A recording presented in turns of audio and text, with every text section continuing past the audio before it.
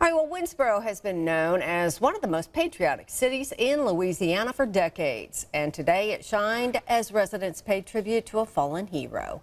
Emmy-nominated feature writer Aaron Dietrich joins us with a special edition of What's Your Story?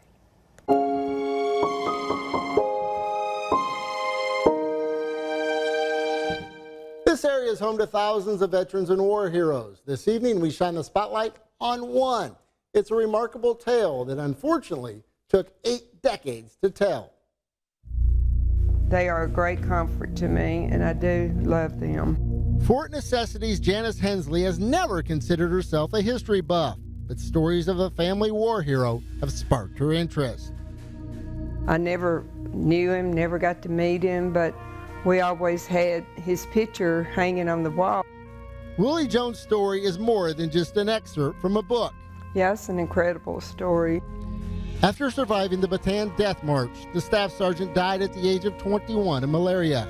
The family was soon notified. It made me to extend to you my heartfelt sympathy for the loss of your son. There was a man who was willing to stand and endure incredible hardship, 81 years ago, the prisoner of war was buried in Winsboro, but many in the family believed a mistake was made. My grandma said that is not my son. 5 years ago, a random phone call from the military sparked a wild chain of events. I said, well, how in the world did she get my phone number? Willie's nephew, R.C. Moore, was asked for a DNA sample. They were eventually linked to bones found in a Philippines gravesite with 10 bodies. The remains of one of those soldiers belonged to Willie Jones. And a guy called and said, hey, Butch, I hate to tell you, but your uncle's not in the grave. When he died, they would take the dog tags of the deceased and stick them in their mouth and bury them in mass graves, so they had no way of truly knowing if that was the right person. They really don't know who they were sending home, I think. So remains that were in this plot were exhumed last week to make way for Willie's long overdue homecoming. They're sad. They do the 21 gun salute, you know, and taps. It'll really hit you right here.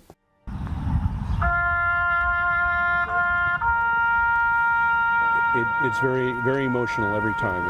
It's tough to actually get through without tearing up.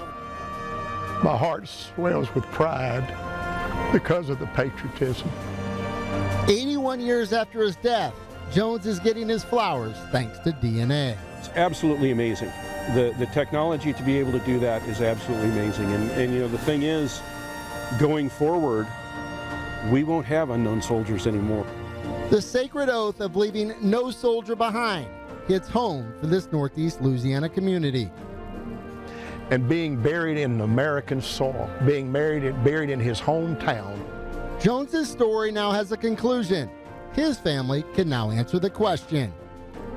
He's finally getting to come home and have be recognized as for what he should be as a hero. A remarkable story. Now the process to identify the soldier that was in Willie's casket is underway. That